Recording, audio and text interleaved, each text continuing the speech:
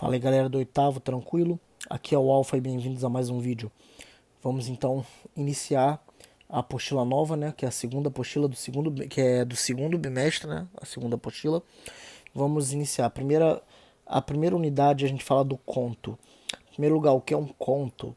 Um conto é uma narração, é uma historinha, né? Que vai ter personagem normalmente, como qualquer outra. E ela vai ser uma historinha mais curta, tá ok? Ela é, vamos dizer assim, mais curta do que um romance, um livro, uma história maior, né? Mas o conto, né? Ele é mais curto do que um romance, mais curto também que uma novela, que a novela também é menor do que um romance. Quando eu digo novela, não digo aquela da TV, mas as que eram escritas, né? Anteriormente. Então o conto é o menor deles, tá ok? Mas obviamente ele é maior que um poema, mesmo porque o poema não é narrativo. Então vamos lá. Aqui você vai ter o texto um que você vai ler em casa, de Machado de Assis, que é o conto Um Bilhete. Por que tu vai ter que ler? Porque vai ter pergunta depois do exercício que tu vai ter que responder de acordo com esse texto, tá? Então beleza. Vamos falar do gênero conto em si. Então o que acontece? Em primeiro lugar, vamos ter que, para estudar qualquer gênero textual narrativo, a gente tem que observar o foco narrativo. O que é o foco narrativo? É o foco da narração, ou seja, a narração se concentra em quê? Exemplo, se for em terceira pessoa ou se for em primeira pessoa.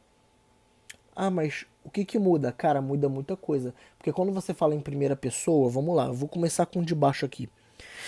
Quando você fala em primeira pessoa, ele pode ser um narrador protagonista ou um narrador personagem. Ele vai ser um narrador personagem, podendo ser protagonista ou narrador testemunha.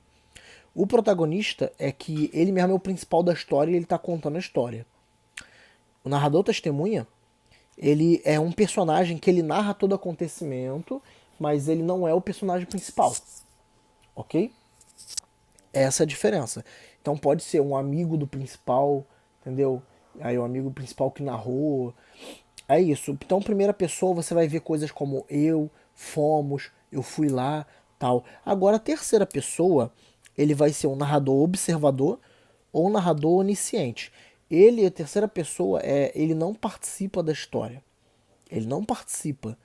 Mas se ele for narrador observador, ele fala o seguinte, ele vai narrando os acontecimentos, ele só observa. Agora, o onisciente, além de narrar e observar, onisciente, ele sabe de tudo, ele sabe dos sentimentos das pessoas, o que elas queriam fazer e tudo mais. Tá ok? Aí qual é a diferença? Como eu falei, um narrador que não participa da história, ele vai falar como algo do tipo assim: ah, vamos botar um personagem, por exemplo, Pedro. Pedro estava atento à porta que poderia tocar a campanha a qualquer momento, e aí de repente uma ouve-se finalmente a campainha.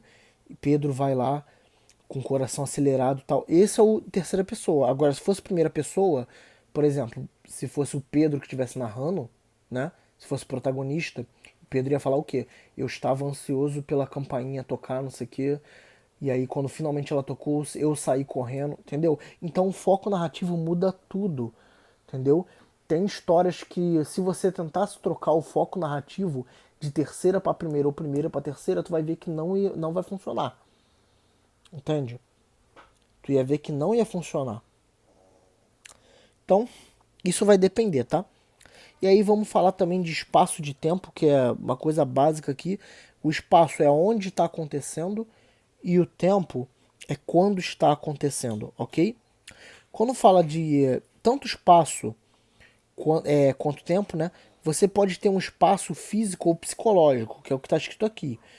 O que significa isso? Espaço físico é literalmente um lugar, seja uma casa, uma rua, um país, não interessa. Agora, quando eu falo que o espaço é psicológico, é tipo dentro da mente da pessoa, entendeu? Não tem uma área específica. Ou às vezes tu não sabe onde está acontecendo porque não é importante, tá? Depende do jeito que a pessoa escrever. E o tempo também. O tempo pode ser cronológico ou psicológico. Quando você fala que ele é cronológico, quer dizer o quê? Passado, presente e futuro. Tem uma linha do tempo normal. Agora, psicológico, às vezes pode começar do fim. Entende?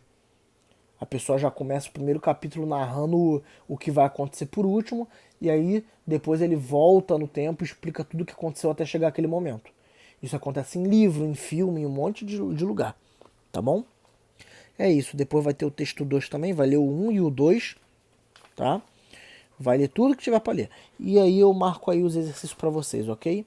Fiquem com Deus, beijo do sinistro.